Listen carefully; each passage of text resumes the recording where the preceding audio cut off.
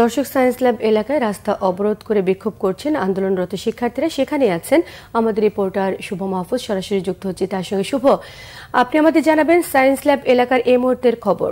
শিক্ষার্থীদের যে 9 দফা অর্থাৎ কোটা সংস্কার আন্দোলনের শুরুর পর থেকে শিক্ষার্থীদের উপর যে হত্যাযজ্ঞ চালিয়েছে, তারা যেটি দাবি করছে তাদের সেই হত্যাকাণ্ডের ভাইদের হত্যাকাণ্ডের বিচারের দাবিতে এবং এখন যেই এক দফা দাবি, সেই এক দফা দাবিতে তারা এখানে দুপুর 12টা থেকে অবস্থান নিয়েছে। আমরা এই মুহূর্তে অবস্থান করছি রাজধানীর সায়েন্স ল্যাব মোড়ে। এখানে একবারে মোড়ের মধ্যে শিক্ষার্থীরা অবস্থান নিয়েছেন এবং তারা যে সায়েন্স ল্যাবের আশপাশের যে সড়কগুলো, সেই সড়কগুলো অবরোধ করে এখানে অবস্থান নিয়েছে।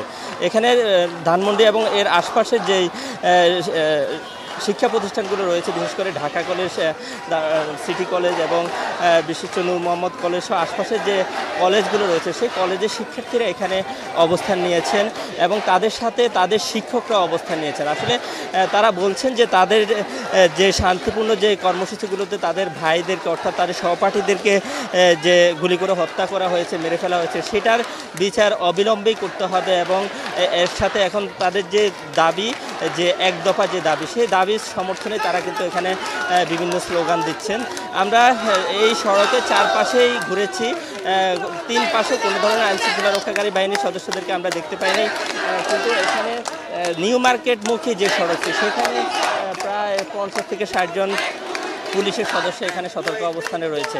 এখন পর্যন্ত কোনো ধরনের অপ্রীতিকর পরিস্থিতির ঘটনা ঘটেনি। শান্তিপূর্ণভাবে শিক্ষার্থীরা এখানে অবস্থান নিয়েছেন এবং তাদের যে ন্যায্য দাবি তারা বলছেন, সেই দাবির পক্ষে তারা বিভিন্ন স্লোগান দিচ্ছেন। কিছুক্ষণ পরে এখান থেকে তারা মিছিল নিয়ে শহীদ মিনারের উদ্দেশ্যে যাবে, এই রকম তথ্য আমাদের কাছে রয়েছে। তো মোটামুটি এই ছিল সায়েন্স ল্যাব থেকে আমার কাছে সর্বশেষ। শুভ, আপনাকে ধন্যবাদ।